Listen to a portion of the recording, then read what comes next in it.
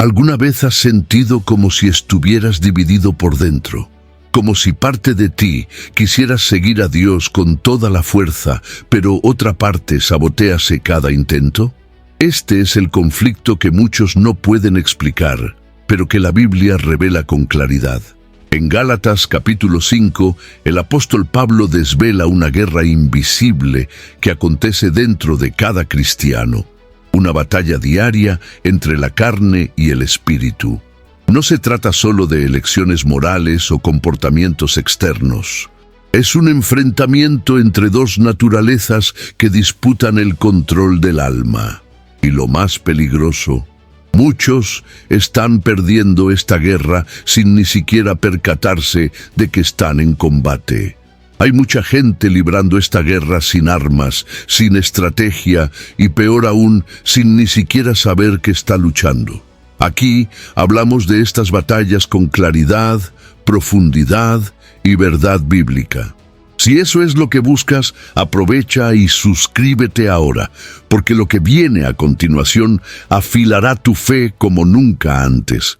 Pocos perciben, a primera lectura, la profundidad espiritual contenida en Gálatas capítulo 5.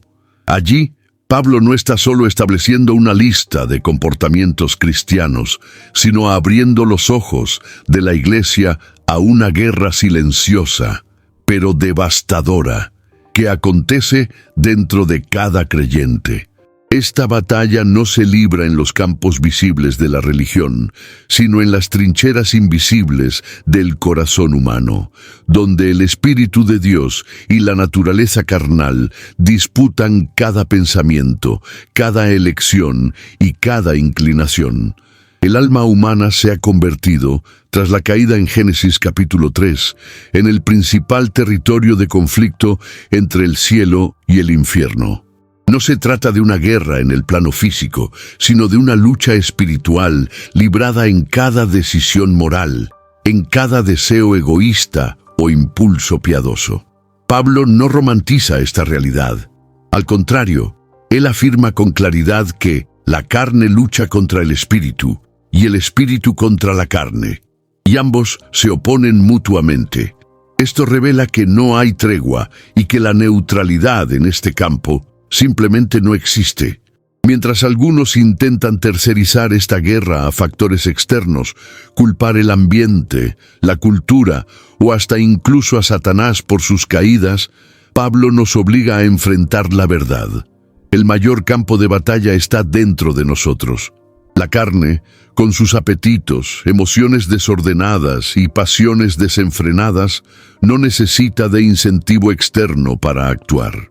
Ella opera por naturaleza propia, mientras que el Espíritu Santo, dentro del creyente regenerado, llama y dirige hacia un camino opuesto, el de la cruz. Esta dualidad no debe ser vista como un obstáculo desesperante, sino como el escenario donde el carácter cristiano es forjado. Las elecciones hechas en este campo de batalla moldean el alma, influyen en la calidad de vida espiritual y determinan la profundidad de la comunión con Dios. Es en este ambiente que se revela si la fe que profesamos es solo un discurso o si es una realidad encarnada en el día a día. Pensar en esto nos invita a observar nuestras propias batallas internas con más seriedad. ¿Qué estamos alimentando? ¿La carne o el espíritu? La respuesta a esta pregunta no viene de palabras, sino de las decisiones diarias. ¿Quién ganará esta guerra silenciosa que acontece dentro de ti? La carne no es pasiva. No se contenta con cohabitar con el espíritu, esperando su turno para actuar. Por el contrario, quiere controlar, asumir el trono de la voluntad, dictar las reglas del comportamiento y moldear los afectos según sus propios deseos. No se trata solo de una inclinación pecaminosa, sino de una fuerza activa que busca dominar la vida espiritual de manera sutil y persistente. Es por eso que Pablo no suaviza los términos. Él presenta a la carne como una potencia en guerra contra Dios. En Romanos capítulo 8, versículo 7, él declara que la inclinación de la carne es enemistad contra Dios. pues no se sujeta a la ley divina, ni puede hacerlo. Esto nos alerta al hecho de que cualquier intento de negociar con los impulsos de la carne es fallido desde el inicio. La carne no quiere acuerdos, quiere el dominio total del alma. En la práctica, esto se revela en las pequeñas concesiones que, cuando se suman, toman proporciones gigantescas.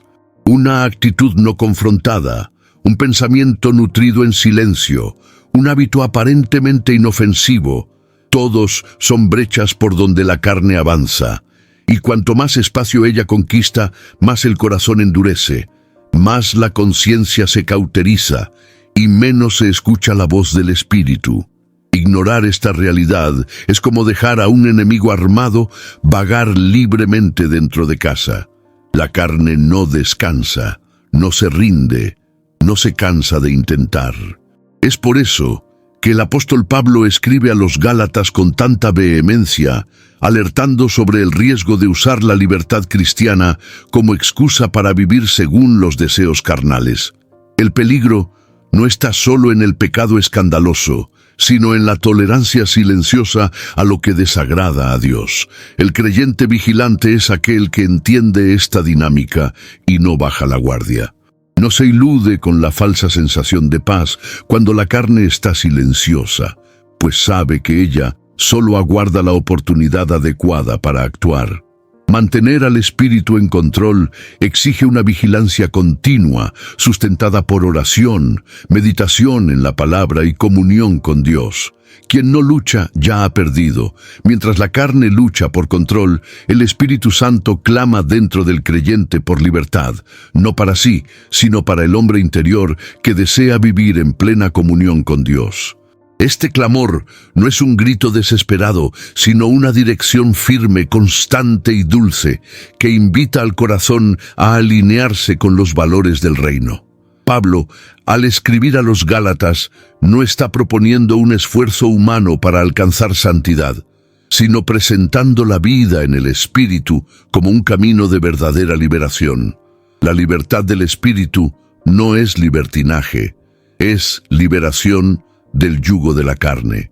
Él nos libera del cautiverio de los impulsos desordenados, de las pasiones que nos esclavizan y de los pecados que nos alejan de la presencia de Dios. Y hace esto no con imposiciones, sino con convicción y transformación interior. El Espíritu no coacta, Él convence, no fuerza, Él forma, Él trabaja de dentro hacia afuera, modificando la esencia antes de exigir comportamiento. Esta obra comienza con el nuevo nacimiento, pero no termina en él. Es un proceso continuo, donde el Espíritu Santo conduce al creyente por un camino de santificación progresiva. A medida que nos rendimos a su dirección, vamos experimentando de forma práctica lo que significa vivir en libertad espiritual. Las cadenas invisibles de la ira, de la codicia, de la envidia y de la sensualidad van siendo quebradas una a una, y una nueva sensibilidad espiritual comienza a brotar. La presencia del Espíritu en nosotros es también el sello de que pertenecemos a Dios. En Romanos capítulo 8, versículo 14, Pablo afirma que todos los que son guiados por el Espíritu de Dios, estos son hijos de Dios. Eso lo cambia todo. No somos solo pecadores intentando agradar a Dios con nuestras fuerzas, sino hijos siendo conducidos por Él en un camino de transformación. El Espíritu no solo apunta el objetivo, sino que nos capacita para alcanzarlo. Esta libertad, sin embargo, exige rendición. No se puede experimentar la vida plena del Espíritu mientras se insiste en mantener áreas del alma bajo dominio carnal. Es necesario renunciar al control, confiar en la conducción divina y permitirse ser moldeado por Él. En este proceso, el creyente descubre que la verdadera libertad no está en hacer todo lo que desea, sino en desear todo lo que agrada al Espíritu. Antes de seguir, cuéntame aquí en los comentarios, ¿cuál es la parte más difícil de esta batalla para ti? ¿Lidiar con la voz de la carne o reconocer la dirección del Espíritu? Tu respuesta puede ayudar a otros que también están en medio de este conflicto. No toda rebelión es ruidosa. La más peligrosa, muchas veces, es aquella que se instala en silencio en el corazón, disfrazada de justificaciones, racionalizaciones y pequeños desvíos que al principio parecen inofensivos. Cuando el apóstol Pablo habla sobre las obras de la carne, está denunciando una forma de vida que, aunque muchas veces aceptada socialmente, representa una insurrección continua contra la voluntad de Dios. No se trata solo de comportamientos incorrectos, sino de una postura interior que desafía el señorío de Cristo. La rebelión de la carne es sigilosa. Se camufla en deseos legítimos corrompidos, en necesidades humanas transformadas en ídolos y en ambiciones que colocan el yo en el centro. Cuando Pablo declara en Gálatas capítulo 5 que los que practican tales cosas no heredarán el reino de Dios, está afirmando que vivir según la carne no es una falla moral puntual, sino un estilo de vida incompatible con el gobierno de Dios. Es como si el alma estuviera diciendo, hágase mi voluntad, no la tuya. Esta actitud no necesita manifestarse en rebeldía abierta. Basta con ignorar la dirección del espíritu, resistir el arrepentimiento o justificar hábitos pecaminosos como debilidades humanas. La carne no exige que niegues a Dios verbalmente. Se satisface cuando Él es ignorado en la práctica. Cuando la voluntad propia se sobrepone a la obediencia, el trono del corazón cambia de ocupante y Dios ya no es más rey, incluso si aún se le menciona en los labios. El problema es que muchos viven esta rebelión sin siquiera darse cuenta. La religiosidad puede disfrazar la carnalidad. Una vida llena de actividades espirituales puede ocultar un corazón que ya no se rinde. Por eso, el examen constante delante de la palabra y la sensibilidad a la voz del Espíritu son indispensables. Como David clamó en Salmos capítulo 139, «Escudriñame, oh Dios, y conoce mi corazón». El cristiano maduro aprende a buscar este diagnóstico divino antes de que el alma se pierda en sí misma. La rebelión contra Dios no se combate con buenas intenciones, sino con una rendición profunda y sincera. Es necesario desarmar el corazón, renunciar al control y permitir que el Espíritu destrone el yo para que Cristo gobierne. Solo así, la guerra silenciosa se transforma en paz verdadera, aquella que nace de la sumisión al Rey eterno. Hay un punto inevitable en el caminar cristiano en que el propio creyente se convierte en el campo donde se libran las mayores batallas. No son más las tentaciones externas las que traen mayor peligro, sino las batallas internas entre lo que se desea hacer y lo que se sabe que es correcto. El apóstol Pablo vivió este dilema intensamente, como describió en Romanos capítulo 7, cuando confesó que el bien que quiero hacer, ese no hago, pero el mal que no quiero, ese hago.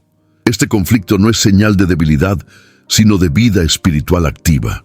Cuando la conciencia es regenerada por el Espíritu, pasa a percibir la tensión entre los dos señores que buscan dominar el alma, la carne y el espíritu. La carne ofrece placeres inmediatos, soluciones rápidas, justificaciones convincentes. El espíritu señala el camino estrecho, exige fe, paciencia, obediencia, y el creyente, entre estos dos extremos, se siente dividido. Este dolor es el síntoma de un alma que todavía está viva, que no se ha rendido a la apatía espiritual. Muchos se desaniman ante esta lucha. Piensan que ser tentado es prueba de fracaso, que sentir el peso de la carne es evidencia de que algo está mal con su fe. Pero lo opuesto es verdadero. El conflicto es señal de que el espíritu está obrando. El alma que no siente más esa tensión ya ha sido vencida. La batalla revela que todavía hay resistencia contra el pecado. Todavía hay deseo de agradar a Dios. Y eso, por sí solo, ya es evidencia de gracia operando. Es precisamente en este lugar de conflicto donde el carácter cristiano es moldeado. Dios no nos libra automáticamente de la carne después de la conversión, sino que permite el enfrentamiento para enseñarnos a depender de Él.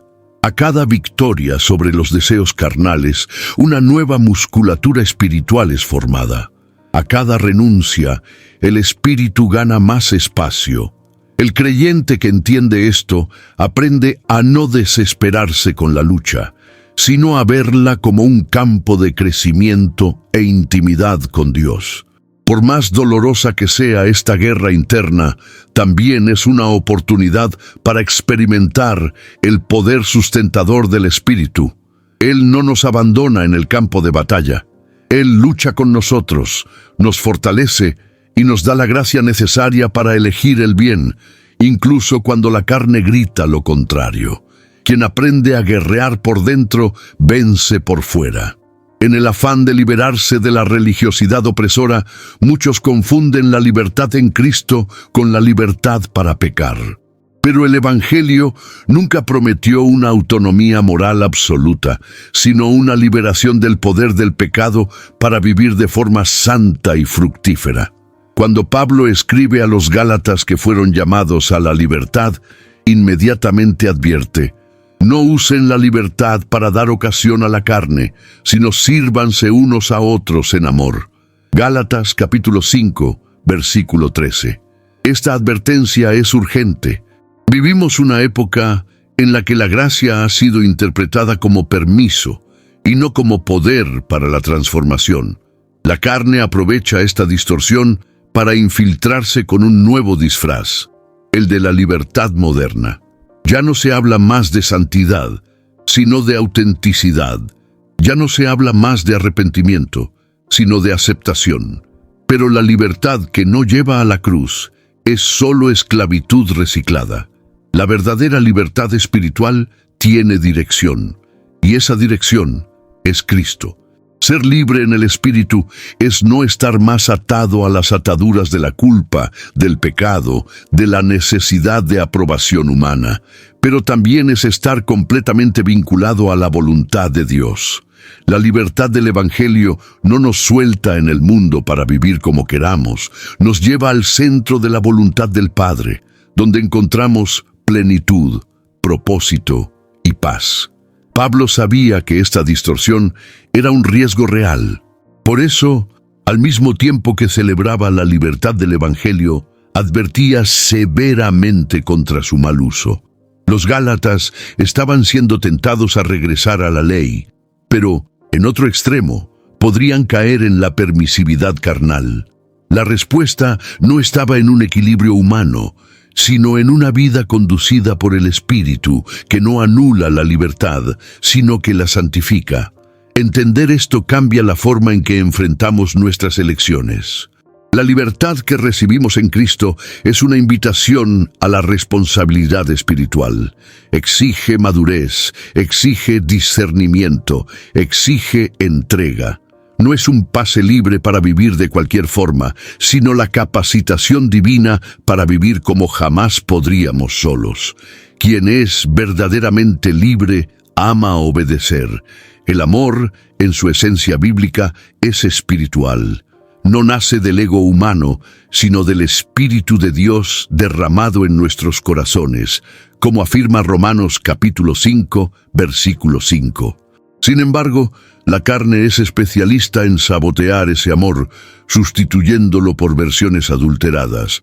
Posesividad, carencia, interés, orgullo disfrazado de afecto. Mientras que el Espíritu conduce al amor que se entrega, la carne exige un amor que satisfaga. Pablo, al advertir a los Gálatas sobre las obras de la carne, menciona actitudes que minan relaciones, como envidia, iras, discordias, celos y facciones. Estos comportamientos son manifestaciones directas de un alma gobernada por los propios impulsos. No solo impiden la comunión verdadera entre los hermanos, sino que también deforman la manera en que el individuo se relaciona con Dios. Cuando el amor se vuelve condicional o interesado, se pierde su identidad espiritual. El amor saboteado por la carne se vuelve frágil, reactivo, volátil. Depende de retorno para existir, se hiere fácilmente y no resiste las pruebas. Ya el amor que brota del Espíritu es paciente, bondadoso, no busca los propios intereses y no se irrita con facilidad, como describe Pablo en 1 Corintios capítulo 13. Este tipo de amor es resistente al tiempo, a las decepciones y a las imperfecciones del otro, porque no está enraizado en la emoción, sino en la decisión espiritual. Cuando el creyente permite que la carne sabotee el amor, pierde la señal más evidente de la presencia del Espíritu. El amor es el primer fruto listado en Gálatas capítulo 5, versículo 22, y eso no es por casualidad. Sin amor, todos los otros aspectos de la vida cristiana pierden sentido. La oración se convierte en ritual, la alabanza se convierte en performance, el servicio se vuelve obligación. Amor carnal es ruido, amor espiritual es vida. Es necesario vigilar contra este tipo de sabotaje. A veces el problema no está en el otro, sino en nuestra incapacidad de amar con madurez. Amar según el Espíritu exige rendición, humildad y coraje para permanecer, incluso cuando el retorno no viene. Es en ese punto que el amor deja de ser emoción y se convierte en sacrificio, y en esto se aproxima a Cristo. Las obras de la carne descritas por Pablo en Gálatas capítulo 5 no son solo comportamientos prohibidos, sino síntomas de un alma espiritualmente enferma. Adulterio, impureza, idolatría, hechicerías, enemistades y tantas otras manifestaciones listadas allí apuntan a un corazón descontrolado que ha perdido el referente del Espíritu y ha empezado a funcionar según sus propios impulsos, pasiones y deseos. Estos síntomas no surgen de la noche a la mañana. Son el resultado de negligencias constantes, concesiones sutiles y resistencias prolongadas a la voz de Dios. El alma no se enferma de la noche a la mañana. Se debilita con el tiempo, cuando deja de alimentarse de la palabra, de la oración, de la comunión con los santos y de la obediencia práctica al Espíritu. Poco a poco, lo que era sensibilidad espiritual se vuelve frialdad. Lo que era convicción se convierte en costumbre. Lo que era temor se transforma en permisividad. Cada obra de la carne lleva dentro de sí una mentira espiritual. La idolatría, por ejemplo, revela un corazón que ha intercambiado la soberanía de Dios por un sustituto ilusorio. La envidia denuncia un alma que no confía en el cuidado de Dios sobre su propia vida. La disensión revela orgullo, falta de humildad para someterse y caminar con otros. Y la hechicería, aunque muchas veces asociada a rituales paganos, representa cualquier intento humano de manipular lo sagrado, incluso dentro del cristianismo. El diagnóstico que Pablo presenta es directo. Los que practican tales cosas no heredarán el reino de Dios. Esto no significa que un desliz aísle a alguien de la salvación, sino que una vida marcada por estas prácticas demuestra ausencia de transformación real. El reino de Dios no es solo un lugar futuro, es una realidad presente donde reina la justicia, la paz y el gozo en el Espíritu, conforme Romanos capítulo 14, versículo 17.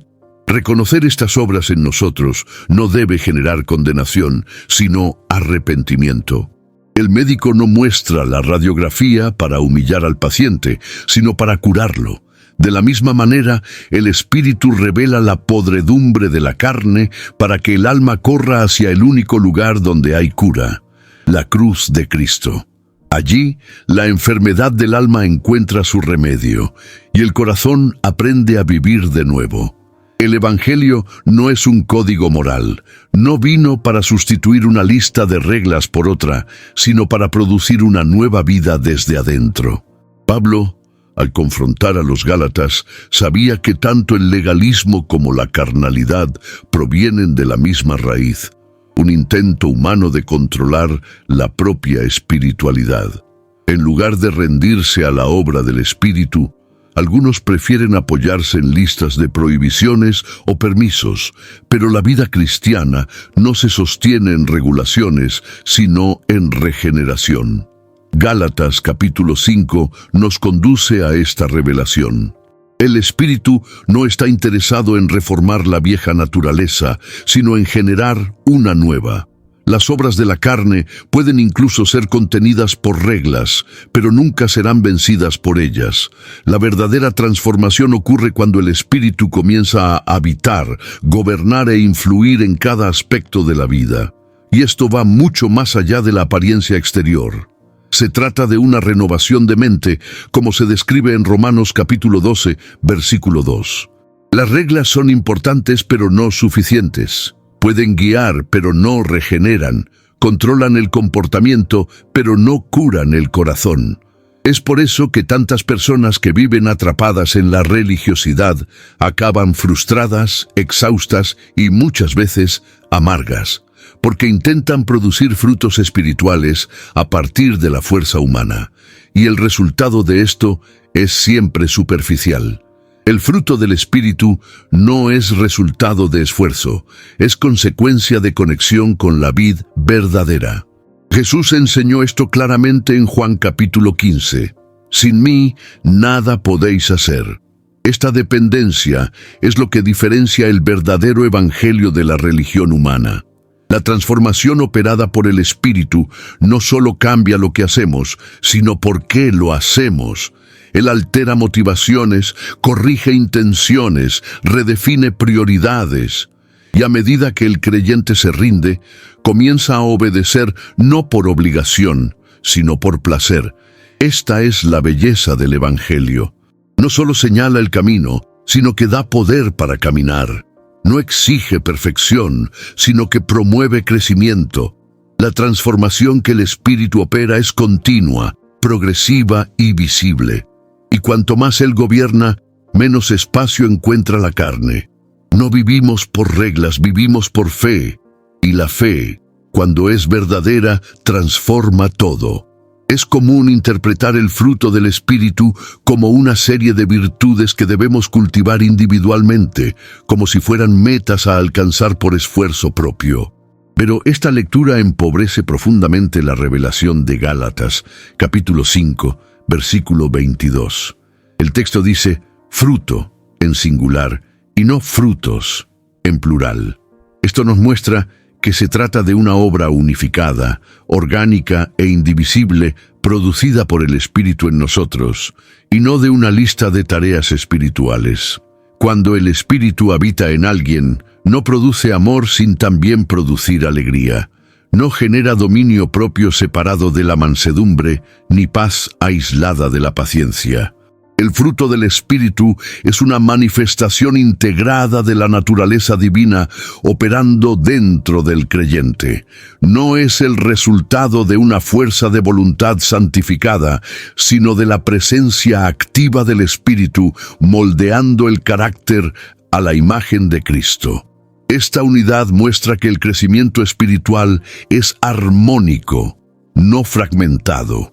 El problema es que muchos intentan vivir esta realidad como si estuvieran en un gimnasio espiritual, eligiendo qué músculos quieren desarrollar. Se enfocan en ser más pacientes, pero descuidan la bondad. Intentan ser más mansos, pero desprecian la fidelidad. Este intento selectivo revela un error de origen, la ilusión de que podemos producir el fruto por nuestra cuenta. Se olvidan de que la rama solo fructifica si está conectada a la vid, como Jesús enseñó en Juan capítulo 15, versículo 5. El fruto es, por lo tanto, evidencia de una vida conectada. Cuanto más profundo es nuestro relacionamiento con el Espíritu, más natural será la manifestación de este fruto. No necesita ser forzado, solo permitido. El Espíritu no solo señala lo que debemos ser, nos transforma para que seamos. Y cuanto más nos rendimos, más madura este fruto. No como imposición externa, sino como expresión interna de una nueva naturaleza. La gran liberación aquí es entender que no necesitamos fingir espiritualidad. Basta con permanecer en el Espíritu, andar con Él, escuchar su voz, seguir su dirección. El fruto surgirá como consecuencia inevitable, y este fruto, cuando es genuino, impacta no solo a quien lo lleva, sino a todos a su alrededor. Transforma familias, cura relaciones, edifica la iglesia y glorifica a Dios. El lenguaje utilizado por Pablo en Gálatas capítulo 5, versículo 24, es radical. Los que son de Cristo crucificaron la carne con sus pasiones y concupiscencias. No dice que la carne debe ser solo controlada o reprimida. Habla de crucifixión, una muerte lenta, dolorosa e irreversible. Esto muestra que la vida cristiana verdadera requiere una elección definitiva. O damos a la carne espacio para vivir, o la llevamos a la cruz con Cristo. Crucificar la carne no es un evento emocional momentáneo, sino una decisión constante. Es renunciar día tras día a la vieja naturaleza que insiste en manifestarse. Es elegir el espíritu cuando todo en nosotros grita por la carne. Este proceso implica sufrimiento, pues la carne no se deja matar sin resistencia. Argumenta, racionaliza, dramatiza e incluso se disfraza de piedad para sobrevivir. Pero la cruz no negocia, corta, confronta y sentencia a muerte. Esta decisión es personal.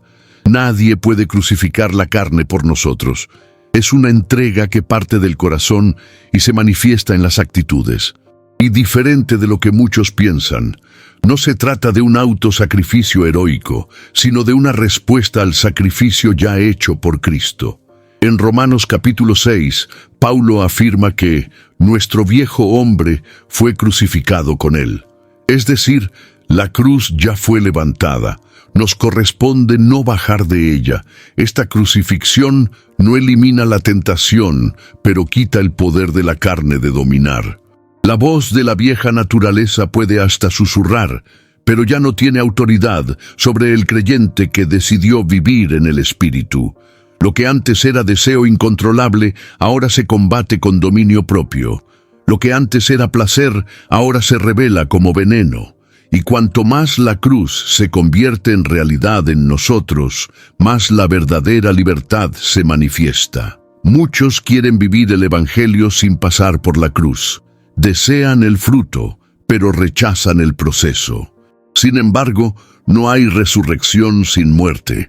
No hay vida en el espíritu sin crucifixión de la carne. Esta decisión es el divisor de aguas entre la religiosidad y la verdadera vida cristiana. Y aunque duela, trae sanidad.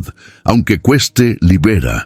Crucificar la carne es morir para lo que nos separa de Dios y vivir finalmente para lo que nos une a Él. Al contrario de lo que muchos imaginan, el Espíritu Santo no es un sentimiento, una fuerza o una presencia vaga. Es una persona divina, viva, activa, que habita en el creyente y actúa como guía segura en la jornada espiritual. Pablo, al hablar sobre andar en el Espíritu en Gálatas capítulo 5, no está sugiriendo una idea abstracta, sino una experiencia real, práctica y continua. El Espíritu no solo nos inspira, nos dirige. La nueva naturaleza que recibimos en Cristo necesita orientación para madurar. No nacemos de nuevo ya listos, somos regenerados para crecer. Y el crecimiento espiritual no ocurre por instinto, sino por conducción.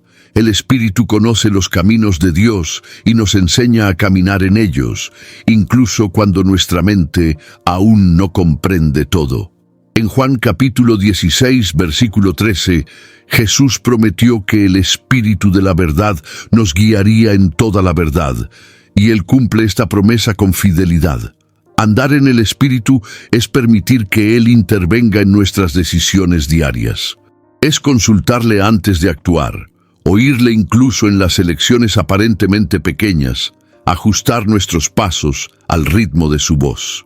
No se trata de vivir en trance espiritual, sino de desarrollar una sensibilidad que se afina con el tiempo, a través de la oración, la lectura bíblica y la obediencia progresiva.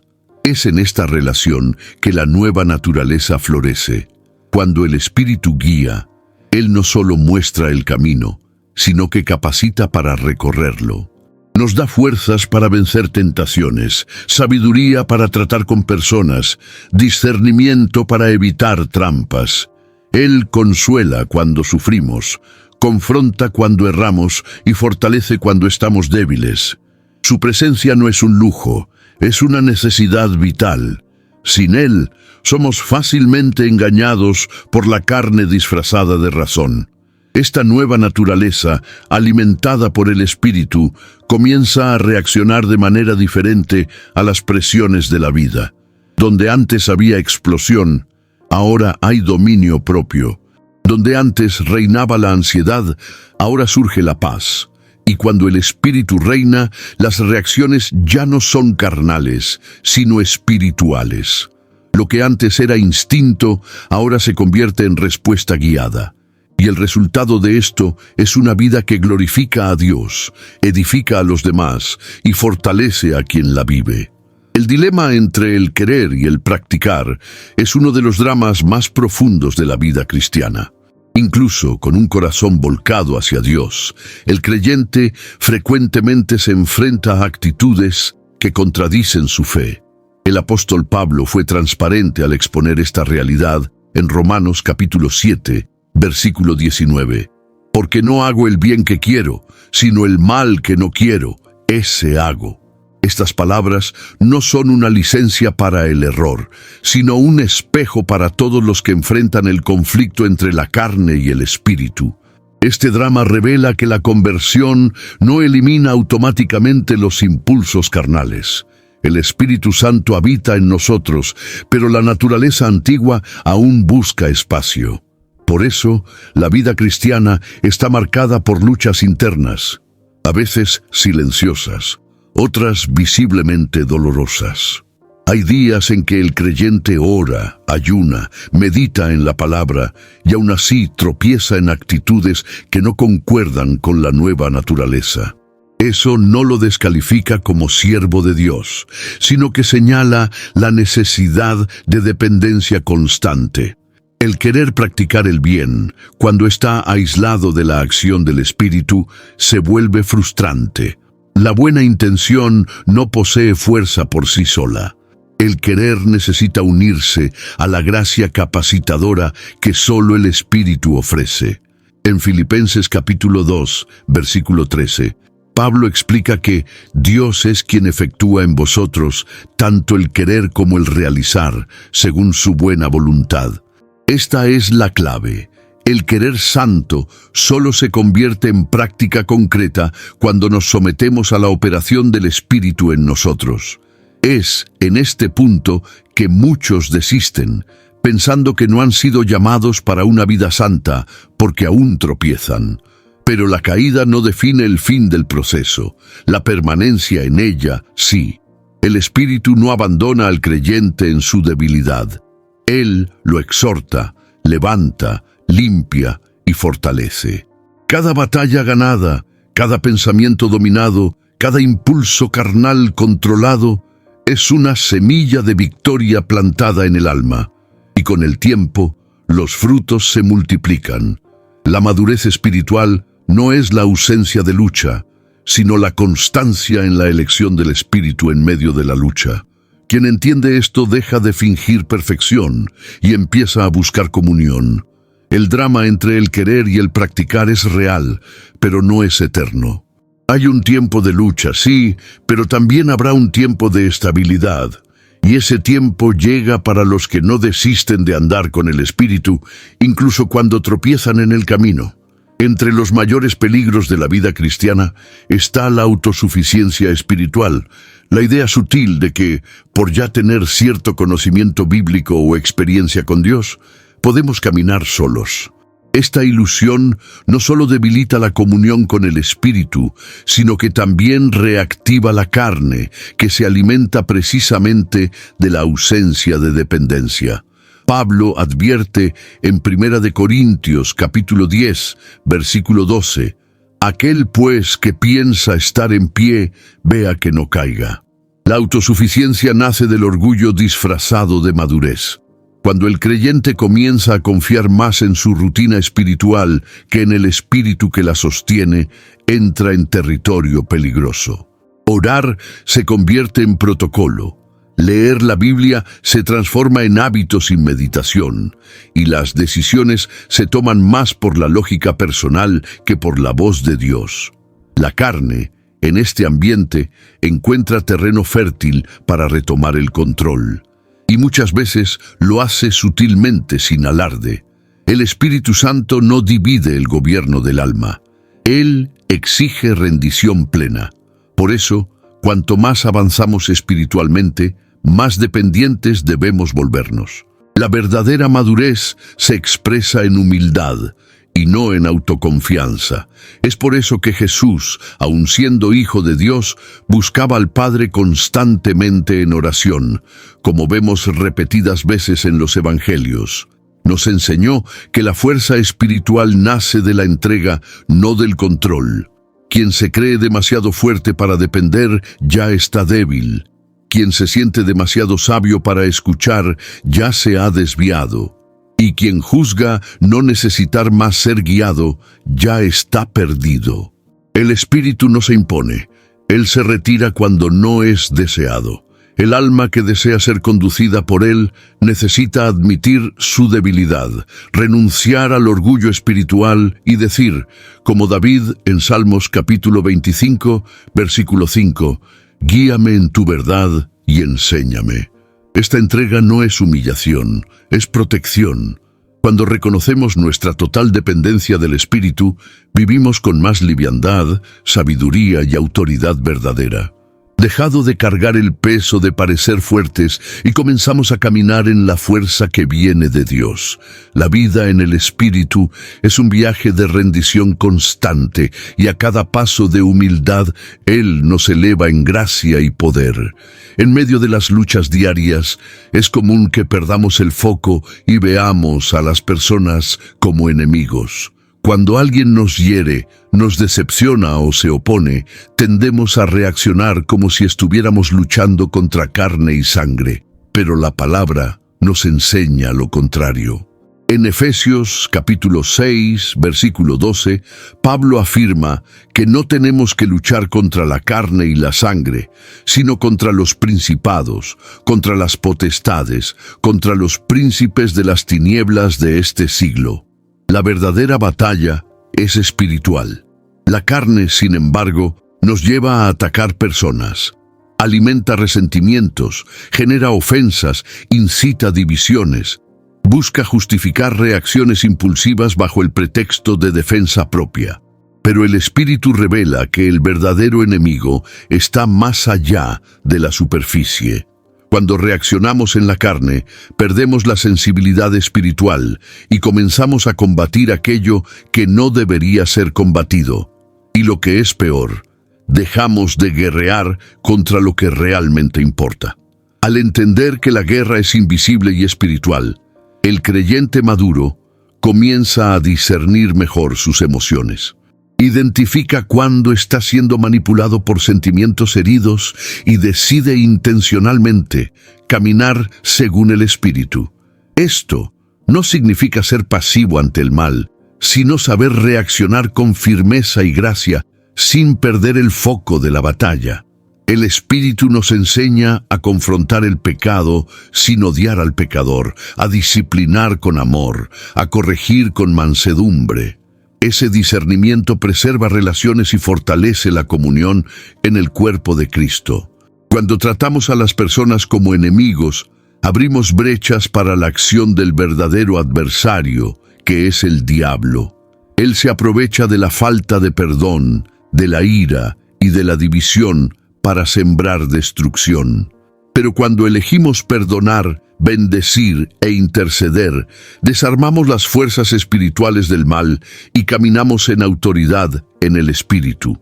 El Espíritu nos llama a una guerra santa, que no se gana con gritos, venganzas o palabras duras, sino con oración, ayuno, sabiduría y amor. Cuando dejamos de luchar contra las personas y comenzamos a luchar por las personas, revelamos el carácter de Cristo en nosotros. La carne quiere venganza. El Espíritu nos conduce a la reconciliación. Y es en este camino que la victoria espiritual se convierte en realidad. Existe una ligereza inconfundible en quienes caminan en el Espíritu. No es ausencia de luchas, sino una paz que trasciende el caos. Cuando el Espíritu asume el gobierno del alma, hay un alivio inmediato del peso que antes era sostenido por la carne. Culpa, miedo, vanidad, ansiedad, competencia, todo esto pierde fuerza. El alma que antes era sofocada por los deseos desordenados, comienza a respirar de nuevo, libre del yugo que la oprimía. Esta realidad es confirmada por Jesús en Mateo capítulo 11, versículo 29.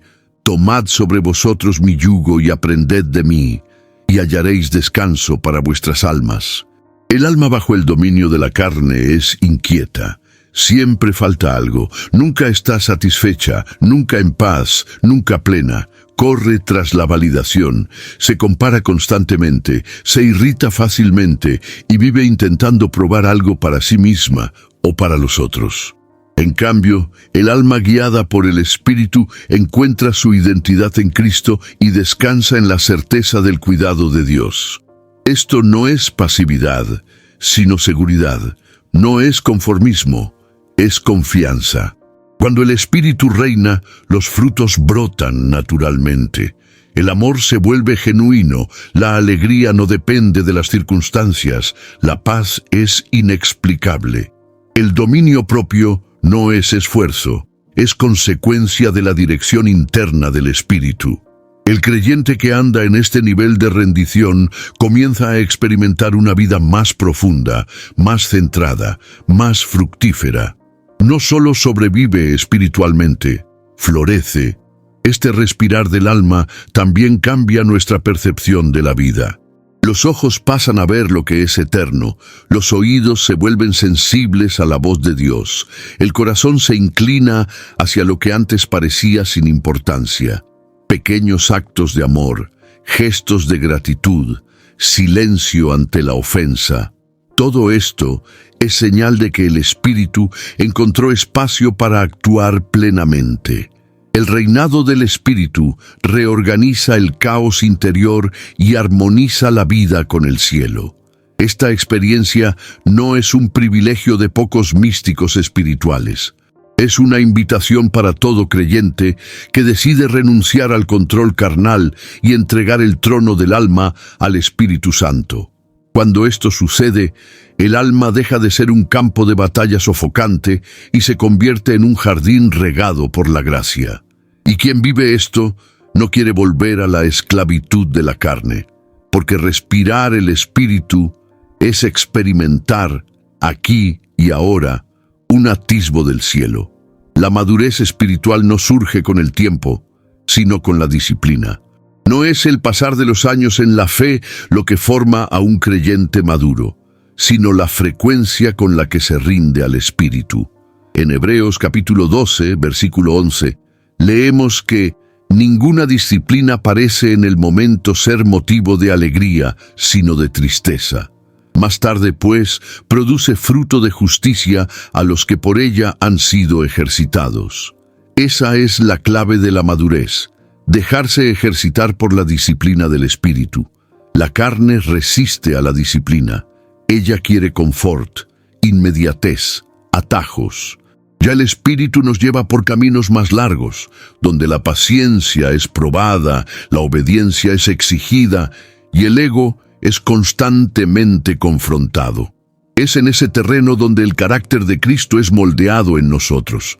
El creyente que se somete a esta disciplina aprende a decir no al pecado, no por miedo, sino por convicción. Él desarrolla discernimiento, estabilidad emocional y fuerza interior para no ceder a las presiones de la carne. Esta disciplina se manifiesta de maneras variadas. A veces, ella aparece como una incomodidad ante una elección equivocada, otras veces como silencio de Dios en los momentos en que buscamos respuestas inmediatas. En otras, es el dolor de una corrección que nos obliga a repensar actitudes. Pero, en todas estas formas, la disciplina del Espíritu tiene un único objetivo: formar en nosotros la imagen de Cristo. Es lo que Pablo afirma en Romanos capítulo 8, versículo 29. A los que antes conoció, también los predestinó para ser conformes a la imagen de su Hijo. La madurez no es ausencia de luchas, sino constancia en medio de las luchas. Es no dejarse llevar por los vientos de emoción, por las presiones externas o por las trampas del alma. El creyente maduro permanece firme, incluso cuando la carne grita, porque ya ha aprendido a reconocer la voz del Espíritu y a confiar en su dirección. Él sabe que ni todo lo que duele es malo, y que ni todo retraso es pérdida. Él ha aprendido que la disciplina es amor disfrazado. Este viaje es para los perseverantes, los que no se ofenden con la corrección, los que no desisten en medio del proceso, los que prefieren ser moldeados a vivir cómodamente inmaduros. La disciplina del Espíritu no nos aplasta, nos fortalece. Ella nos prepara para combates mayores, nos afina para misiones más profundas y nos posiciona para fructificar en tiempos difíciles. Quien la abraza, crece, y crece para nunca más retroceder. Al final de Gálatas capítulo 5, el apóstol Pablo nos conduce a una conclusión poderosa. La vida cristiana no es sostenida por la fuerza de la carne, ni por un sistema de reglas, sino por la presencia constante del Espíritu. Si vivimos por el Espíritu, andemos también por el Espíritu. Esta frase, en el versículo 25, es más que un consejo, es una convocatoria a la libertad verdadera. La libertad plena no está en hacer todo lo que se quiere, sino en ser guiado por quien sabe lo que es mejor. Vivir en el Espíritu es más que vencer tentaciones. Es experimentar una vida en armonía con la voluntad de Dios. Es ser libre de la culpa que la carne insiste en traer, del miedo que paraliza, de la vanidad que esclaviza. Es una libertad que no depende de reconocimiento humano ni de circunstancias ideales. Ella nace de la certeza de que el Espíritu habita, guía, consola y fortalece. Quien vive en el Espíritu encuentra descanso, dirección y propósito. Esta libertad también se revela en las decisiones diarias. No hay necesidad de ostentación espiritual, comparación con otros o miedo de errar a cada momento. El Espíritu es un guía paciente, que nos corrige con firmeza pero siempre con amor. Él no nos expone al ridículo, sino que nos llama a la transformación.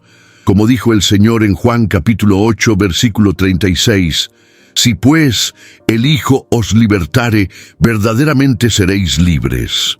Esta libertad es el destino de todos los que se rinden. Es importante entender que este caminar es progresivo. No hay perfección instantánea, sino crecimiento constante. Cada día vivido en el Espíritu es un avance hacia la madurez, un paso más en la dirección del cielo. Y aun cuando erramos, hay perdón, restauración y nueva oportunidad de andar conforme a la verdad. La vida en el Espíritu no es sobre aciertos absolutos, sino sobre dirección correcta y disposición para continuar caminando. Al final, lo que realmente libera no es cuánto sabemos ni cuánto podemos resistir, sino cuánto nos rendimos. La verdadera libertad no está en tener control, sino en renunciar a ello para que el Espíritu controle todas las cosas. Vivir en el Espíritu es el secreto de la libertad plena, una libertad que no nos hace independientes, sino totalmente dependientes de Dios. Y esta dependencia, paradójicamente, es la forma más profunda de vivir en paz. Usted ya ha ganado batallas que mucha gente ni imagina. Entonces, ahora es el momento de hacer que este mensaje llegue a quien aún está luchando en la oscuridad. Comparta con alguien que necesita escuchar esto hoy. Y si aún no forma parte de este canal, inscríbase. Aquí la palabra no es superficial, es raíz.